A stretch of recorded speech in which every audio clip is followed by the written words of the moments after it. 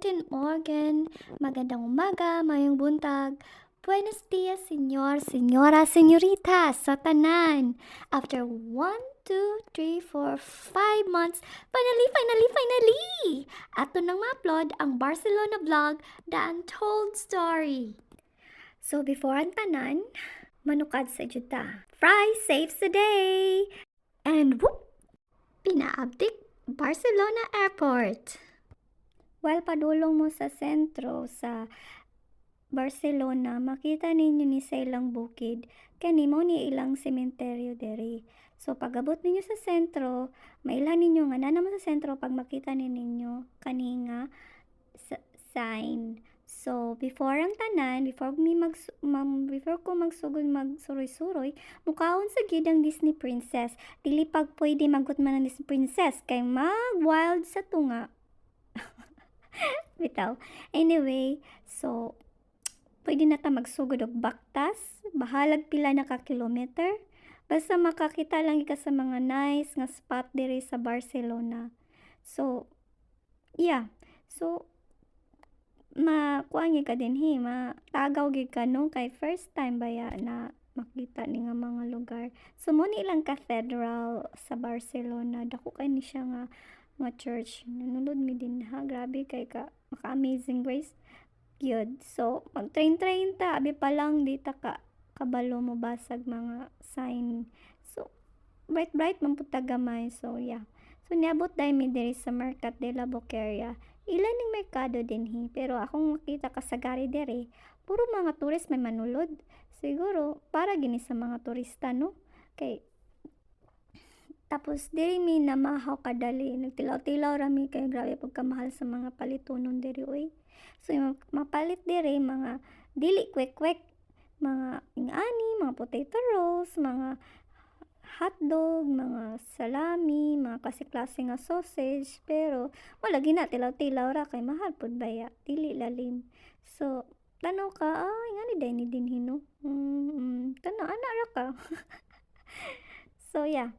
And then, pag humanana, nato dayon mi og usa ka palasyo sa Barcelona, pero pagabot dito nag-ulan, so wala na hitabo. So namalhin naming lugar. So mo ni siya ang Park Güell. Aning Park Güell, si Antoni Gaudi ang nag-architect anyo, di ba? Ma-amaze ka sa iyang talent and skills.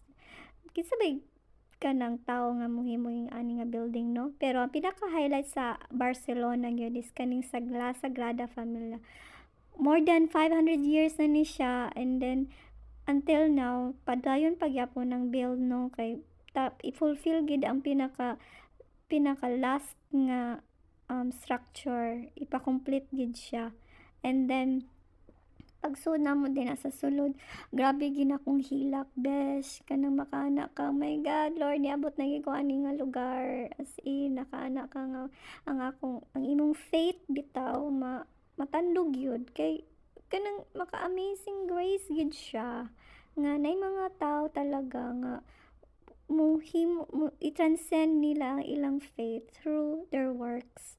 So yeah, pero murag gyapon mukaon gyapon ang ending, kaon gyapon ang maabtan gid kagutom ani, no.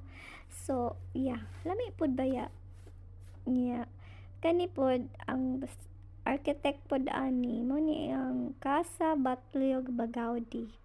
So kasagari sa mga spot diri mga mga project ni Antoni Gaudi. Ang La Sagrada Familia, iya po ng project. Grabe, ma-amaze maya ako sa siyang talent, no? And until now, gi-preserve gyud sa Barcelona. So, anyway, so, sige yapon tagbaktas din hindapita kay para makasave gyud pod, no? And, syempre, nindot po siya nga experience para pug ka kanang ma-exercise pug ka diri, no. Di pa man ka tigulang para i-wheelchair, so baktas gid ka diring dapita, and mas nindot man gid ang mabaktas nimo ang masuroy nimo ang tanan kay kung magsakay-sakay pug ka dili nimo ma-appreciate ang imong maadtuan, nimo ma-discover ang wala na discover sa uban. Pero ani na-discover nako nga ang ako ding pangalan is placed di ay sa Barcelona. So ana ba 'di ba ana gid siya ang style dinhi. So di na ko masaag kung and then so the end of the day tanaw gyapon og football kay ang football diri sa Barcelona is like a religion. Mura siya si Manny Pacquiao. Maundang ang tanan basta football na. So yeah. Pero at the last day sa among laag, so makita nimo nindot na ang weather, very bright, very convincing para mag-strolling. Pero grabe pagkainit. Pero kasabot din na init, bugnaw, di ko sure. Basta igang siya pag musige kag baktas. Pero kung matupog ka sa tubig, labaw pong tugnaw ang tubig, bayot, dili ka ka. Kung ako, sa ako, dili ko ka dare og lublob din ha. Kay matakigan ka, magibikugan ka, tanan-tanan na lang. Siguro ma-freeze ka to death. Pero ang mga tao din mga tagaw gid sila. I mean, di man siguro ako ang tagaw, sila ang dili. Kay mga tao din maghubo-hubo bayot, maligo, maghubo.